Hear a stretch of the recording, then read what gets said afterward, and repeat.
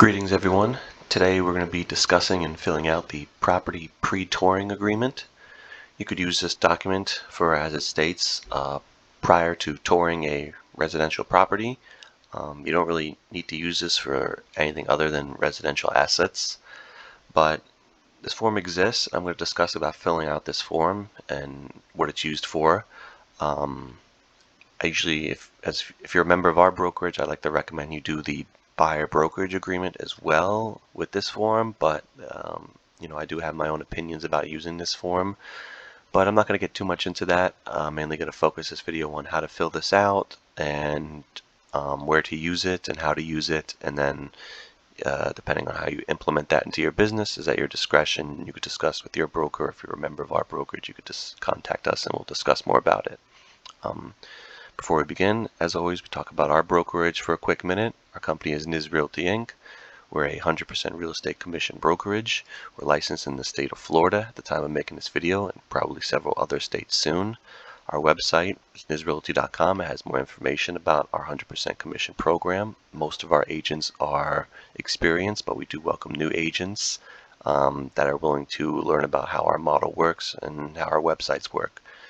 We generate lots of seller and buyer leads. As you can see from our website, you can search the MLS on multiple different MLSs throughout the state. We have a home valuation tool here on our website where seller leads can fill out their information, their address, and they can get a price estimate, and we generate a lot of seller leads through that. If you want to find out more about our company and how our 100% commission works, all the technology that we offer, you could go to our join page, and there's a bunch of information on here about the plans that we offer. We have plans with no monthly payments, the annual plan, and a plan with monthly payments that provides a lot of information about all the technology we offer. And I have some YouTube videos about our channel and how our brokerage works and all the technology that we offer. So with that being said, let's go back to today's video and agreement and talk about the property pre-touring agreement. So to fill this out, you fill this out up here. I'm a real estate licensee with, you put your company name here, the broker. So let's say you're a member of Nizz Realty Inc. You put Nizz Realty Inc. Or you put whatever your company name is here, the state which company you're a member of. And the consumers, as it states down here, the individuals you're working with, the buyers. This document calls them the consumer, but it's essentially going to be usually the buyers that you're working with. So you put their names here. If there's multiple names, you could try to just use your e-signature program, like we use Loop, and add 3 or 4 names, whatever's there, but they only put 2 spaces here. So let's just say we're working with Billy Bob and Susan Bob. So these are going to be our consumers today, or the buyers we're working with. To view properties, the parties mutually agree upon for however many days from the date the last party signs this agreement. So you put a date here. It could be for 15 days, could be for 30 days, 45 days, 90 days, 180 days. It's really at your discretion and the consumer's discretion of how long you want to mutually agree upon for using the brokerage services. So you put whatever you want to put there. I'm just going to put 60 days as a placeholder, but it's up to you what you want to put there. And then this paragraph here talks about the compensation. The commissions are not set by law. You do not owe the broker any compensation at this time. If you wish to work with broker to purchase property broker shows you, your broker's compensation services, the broker provides you as follow. You'll fill out this information down here. So you could put a flat fee here. It could be $5,000 if you're working for a flat fee. Most of the time, you usually fill out the percentage amount of the gross purchase price. So you could put, let's say, 3% of the gross purchase price, 2.5%, 2.5%, whatever it is. You could put whatever you want here and whatever the consumers are going to agree upon, 4%, 1%. And if your company or you charges usually an additional fee, let's say a transaction fee or a processing fee, you could put the percentage here plus whatever that transaction fee is. Let's say it's $295, whatever it is. You could put whatever the amount is here. You could put $1,000 if they want to agree to it and they're going to agree to being charged that amount. So we put whatever you want there. Let's just say for purposes of this video, it's a $300 extra fee or transaction fee.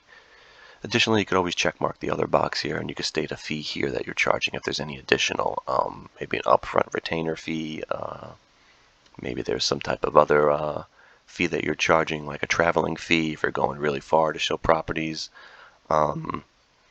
And then that's pretty much it. You just sign and date this particular document, but I do want to mention briefly that it does state if you wish to work with broker to purchase property, broker may ask you to sign a separate agreement detailing the parties' responsibilities during the sale.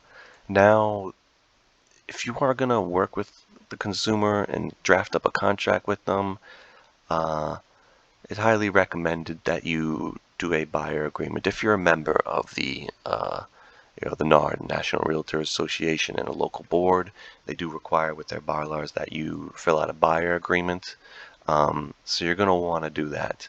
Now, if you're not a member of the Realtors Association, this doesn't really apply to you, but you can speak to your broker or your attorney to discuss it in further. But if you're a part of the any Realtor Association, it's highly recommended and I think actually required that you fill out a buyer agreement on top of this document if you're using this. But you could use this document. It does exist. How you use it and where you use it, I'm not going to get too into that. The purposes of my video is just to fill it out, show you how to fill this out and where to put the information. And then how you do that is really up to you. You need to speak to your broker or your attorneys to see if this is like a binding document or if you have to do additional documentation. I will state from the purpose of this video, if you are a member of a realtor association, you most likely are going to have to do a buyer agreement in addition to this when showing properties to buyers. So this may not be enough, but again, speak to your broker or your attorney about that. If you're a member of our brokerage, you could contact us personally and we'll discuss further about the steps you should take. But that's pretty much it for filling out this agreement. It's a simple document, but sometimes there's questions involved with it and where to use it. So if you do have questions, you could always write them in the comments and look into our membership for the channel, and we could assist you with that. But hopefully this video was helpful, and we'll see you in the next one. Thank you.